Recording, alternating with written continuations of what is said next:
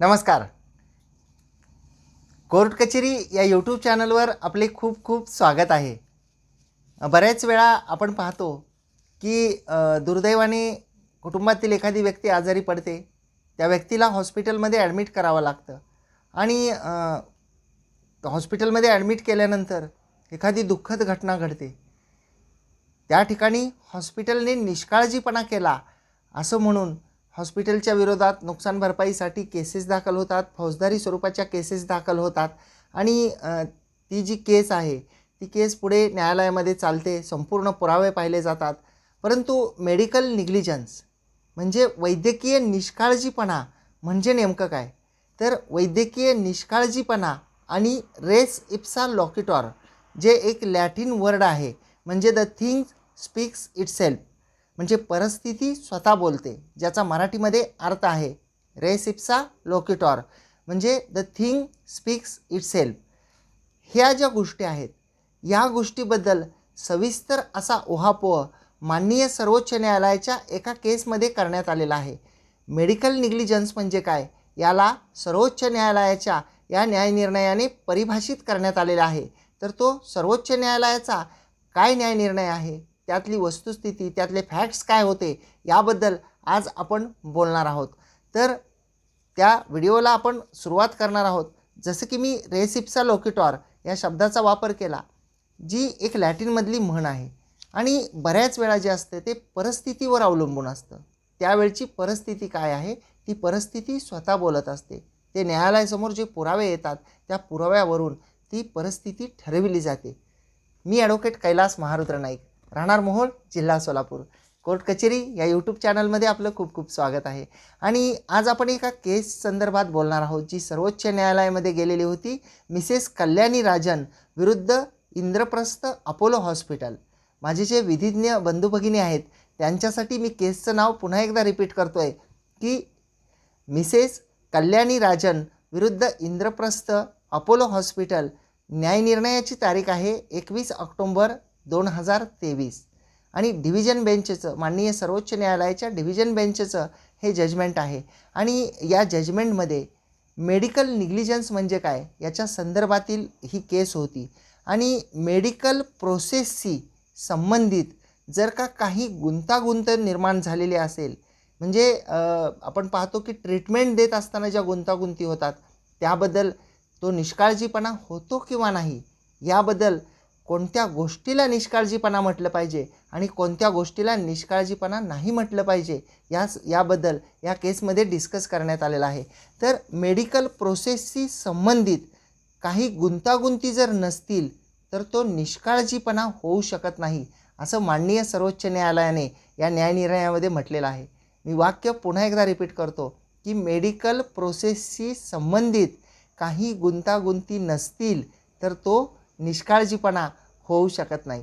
तर आता प्राप्त जी परिस्थिती आहे ती प्राप्त परिस्थिती न्यायालयासमोर दर्शवली गेली पाहिजे असं न्यायालयाने म्हटलं पाहिजे की निष्काळजीपणा झाला म्हणजे नेमकं काय झालं, तर ती परिस्थिती न्यायालयासमोर आणली गेली पाहिजे.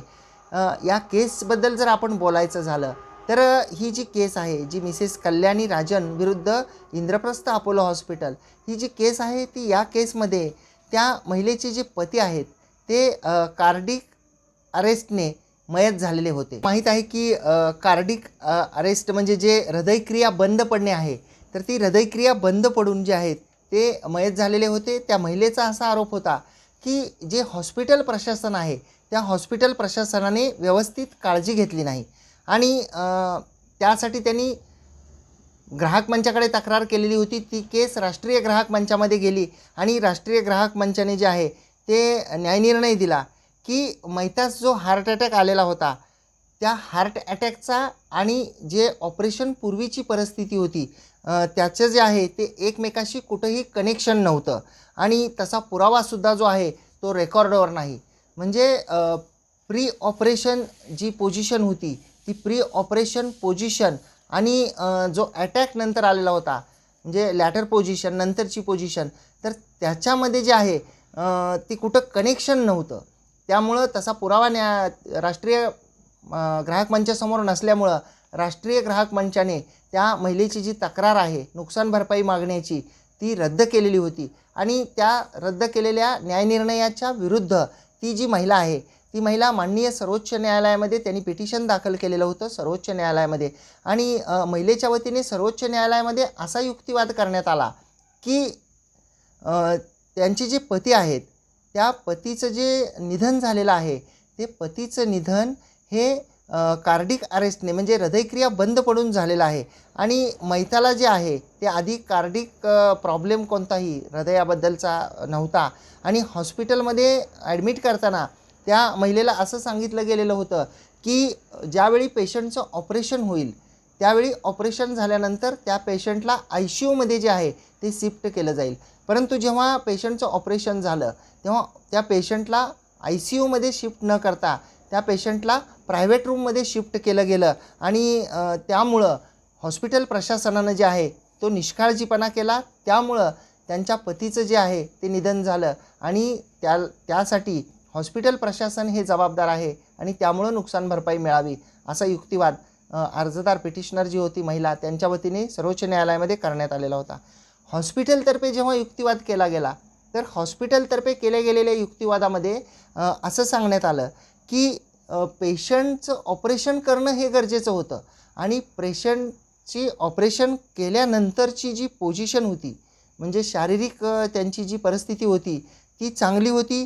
पेशंटची न्यूरो सर्जरी झालेली होती आणि पोस्ट ऑपरेशन जी स्टेज आहे त्या पोस्ट ऑपरेशन स्टेजला पेशंटची चांगल्या प्रकारची रिकव्हरी होती आणि जेव्हा ऑपरेशन झालं पोस्ट ऑपरेशन जी सिच्युएशन असते तर in that post operation situation the patient never found any kind of complications. पेशंटला जे आहे ते त्याच्या शरीरामध्ये कोणत्याही प्रकारच्या गुंतागुंती ज्या आहेत मेडिकल गुंतागुंती त्या आढळून आल्या नाहीत आणि त्या आढळून आल्या नसल्यामुळे there was no need to admit him in ICU ward. So he shifted in the private ward. त्यामुळे त्याला ICUमध्ये जे आहे ते ॲडमिट केलं नाही, त्याला ते पेशंटला प्रायव्हेट वॉर्डमध्ये ॲडमिट केलं कारण ऑपरेशननंतर गुंतागुंतच झालेली नसेल तर ICUमध्ये करण्याचं कोणतंही प्रयोजन नव्हतं, कारण नव्हतं.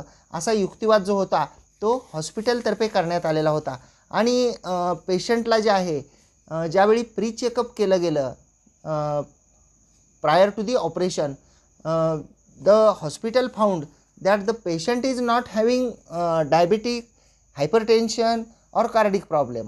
म्हणजे त्यांनी ज्या पूर्वी टेस्ट केल्या त्याच्यामध्ये डायबिटीस नव्हता, हायपरटेन्शन नव्हतं, एवढंच नाही तर कार्डिकचा सुद्धा म्हणजे हृदयाचा सुद्धा कोणताही प्रॉब्लेम नव्हता आणि त्यामुळे पेशंटला कोणता कार्डिक अरेस्ट येईल किंवा हृदयक्रिया पेशंटची पोस्ट ऑपरेशन जी आहे बंद पडेल असं डॉक्टरांना कधी वाटलेलं नव्हतं. असा हॉस्पिटलचा युक्तिवाद होता कारण पेशंटची जी हिस्ट्री आहे प्री ऑपरेशनची तर त्याच्यामध्ये हे आजार नव्हते कोणती.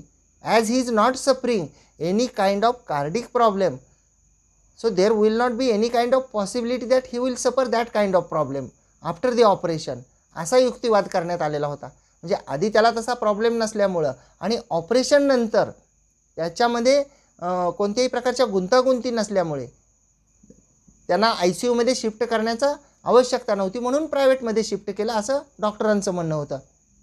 एवढंच नाही, when the doctor enquired with the patient, डॉक्टरांनी जेव्हा चौकशी केली त्या पेशंटकडं की तुम्हाला कुठं आफ्टर ऑपरेशन की तुम्हाला कुठं वेदना वगैरे होतात का शरीरामध्ये छातीमध्ये किंवा डोक्यामध्ये कुठं, त्यावेळी डॉक्टरांचं म्हणणं हॉस्पिटलचं म्हणणं असं होतं की पेशंटने असं सांगितलं की फक्त मानेपाशी वेदना होत होत्या आणि मानेला फक्त त्रास होत होता. त्यावेळी हृदयामध्ये कुठं दुखतं आहे किंवा काही त्रास होतो आहे हृदयाशी संबंधित कोणताही त्रास नव्हता.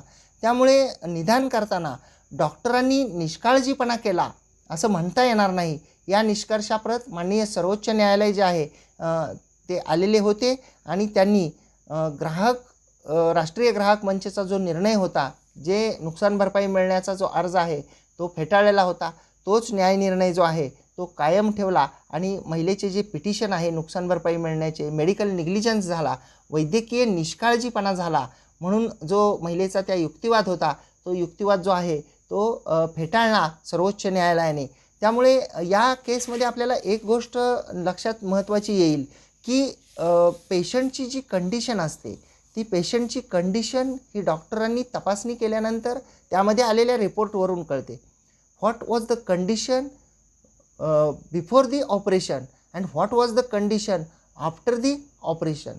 म्हणजे एखादी गोष्ट डॉक्टरांना पेशंटची हिस्ट्री आहे आणि ती हिस्ट्री आहे हे माहीत असतानासुद्धा त्यांनी त्या अनुषंगाने उपचार केले नाहीत आणि त्यांनी सर्व्हिस म्हणजे करत असताना देत असताना त्यांनी ट्रीटमेंट करीत असताना कोणता जर निष्काळजीपणा केला तर that will be the medical negligence. असा याचा थोडक्यात जो आहे तो सारांश आहे. तर हा व्हिडिओ आपल्याला कसा वाटला, ही माहिती आपल्याला कशी वाटली हे नक्की जरूर कळवा. एवढंच नाही तर तुम्हाला जर हा व्हिडिओ आवडला असेल तर या व्हिडिओला एक लाईक करा. ही माहिती सर्व लोकांपर्यंत पोहोचण्यासाठी आपण जास्तीत जास्त या व्हिडिओला शेअर करावं. जे मान्यवर जे आहेत ते फेसबुकवर पाहत आहेत त्यांनीसुद्धा या फेसबुक प्रोफाईलला फेसबुक पेजला फॉलो करावं आणि या व्हिडिओला जास्तीत जास्त शेअर करावं. धन्यवाद.